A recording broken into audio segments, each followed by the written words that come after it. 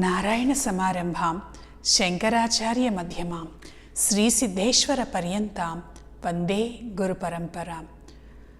మా శ్రీశక్తి పీఠ వ్యవస్థాపకులు పరమహంస పరివ్రాజకాచార్యులు, నడిచే దైవం జగద్గురువులు కుర్తాళం శంకరాచార్యులు శ్రీ శ్రీ శ్రీ సిద్ధేశ్వరానంద భారతీ మహాస్వామివారి పాదపద్మములకు ప్రణమిలుతూ, యా దేవీ సర్వభూతేషు శక్తి రూపేణ సంస్థిత నమస్తస్యై నమస్తస్యై శక్తికాళ్యై నమో నమః. శ్రీశక్తిపీఠ మూలదేవత అనంత శక్తి స్వరూపిణి మహాకాలస్వరూపిణి అయినటువంటి శ్రీ మరకత శక్తికాళీదేవి పాదపద్మములకు ప్రణమిలుతూ, వైశాఖ శుక్ల తదియను మనం అక్షయ తృతీయగా జరుపుకుంటాం ప్రతి సంవత్సరం కూడాను. ఇది ఎంతో శక్తిమంతమైనటువంటి పరమ పవిత్రమైనటువంటి పర్వదినం. మామూలుగా అక్షయ తృతీయ అనగానే అందరూ బంగారం కొనుక్కోవాలి, బంగారు ఆభరణాలు కొనుక్కోవాలి, బంగారు వస్తువులు కొనుక్కోవాలి, లేదా ధనాన్ని దాచిపెట్టుకోవాలి, లేదా ఐశ్వర్యానికి సంబంధించినటువంటి ఆస్తుల్ని కొనుగోలు చేయాలి. ఇటువంటి ఆలోచనలు చేస్తూ ఉంటారు. దేనికి, ఎందుకని అనంటే, మన పురాణాలు మనకు చెప్పినటువంటి విషయం, మన దేవతలు ఆచరించినటువంటి విషయం, మహర్షులు అనుసరించినటువంటి విషయం, తర్వాతి తరాల వాళ్ళు తప్పకుండా ఆచరించవలసినటువంటి విధి విధానాలను అందించినటువంటి వ్రతకల్పాల్లో మనం చూస్తే ఇందుకు సంబంధించినటువంటి విషయాలు విశేషాలు మనకి కనిపిస్తూ ఉన్నాయి. అక్షయ తృతీయ పేరులోనే కనిపిస్తున్నది అక్షయమైనటువంటి లక్షణం, క్షయం ఎన్నటికీ లేనటువంటిది. అంటే ఎప్పటికీ కూడా నాశనం అనేటువంటిది లేదు, ఎప్పుడూ కూడాను సుస్థిరంగా ఉండేటువంటి లక్షణం కలిగినటువంటి ఈ అక్షయ తృతీయ ఈరోజు దేవతలందరికీ కూడా చాలా ప్రీతికరమైనటువంటి రోజు, లక్ష్మీదేవికి ఇష్టమైనటువంటి రోజు, అలాగే శివుడికి ఇష్టమైనటువంటి రోజు, పరశురాముడు ఆయన అవతరించినటువంటి రోజు, అలాగే అక్షయ పాత్రను పాండవులు పొందినటువంటి రోజు. ఇలా ఎన్నో ఎన్నో ఎన్నో విశేషాలతో పాటుగా అత్యంత ప్రధానమైనటువంటి విషయాలు ఏమిటి అనంటే, మనకి యక్షరాజు అయినటువంటి కుబేరుడు, నవనిధులకు కూడాను నాయకుడైనటువంటి కుబేరుడు, ఆయన అలకాపురిని అధిష్ఠించినటువంటి రోజు, ఆయన కుబేరుడుగా పట్టాభిషేకం చేయించుకున్నటువంటి రోజు ఈరోజు.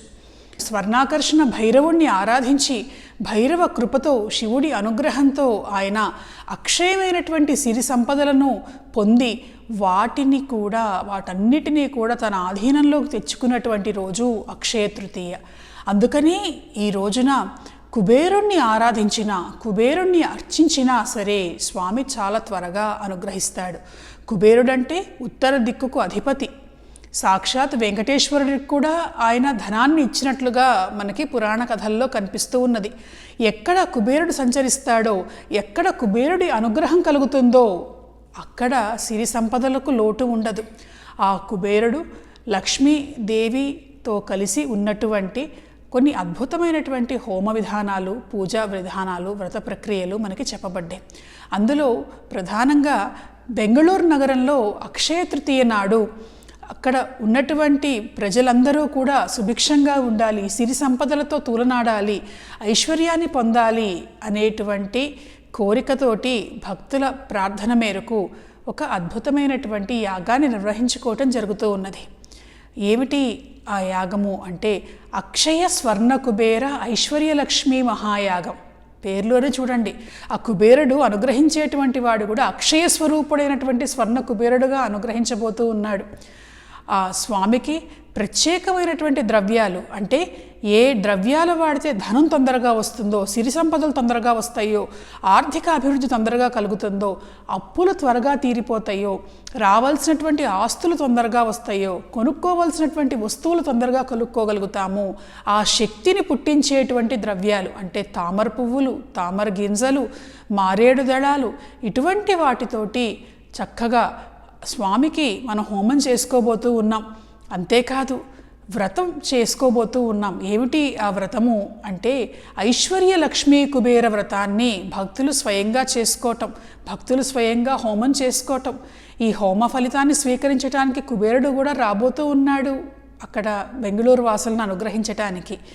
ఈ కార్యక్రమంలో చాలామంది భక్తులు అడిగారు, మేము బంగారం కొనుక్కుంటాము మామూలుగా బయటకు వెళ్ళి షాపుల్లో, అలా కాకుండా కుబేరుడి రూపు కావాలి, మాకు స్వర్ణ రూపు కావాలి, స్వామి అనుగ్రహం మా ఇంట్లో ఎప్పుడూ కూడా ఉండేటట్లుగా కావాలి అంటే దానికి కూడా మన వాళ్ళు ఏర్పాట్లు చేయటం అనేటువంటిది జరుగుతున్నది.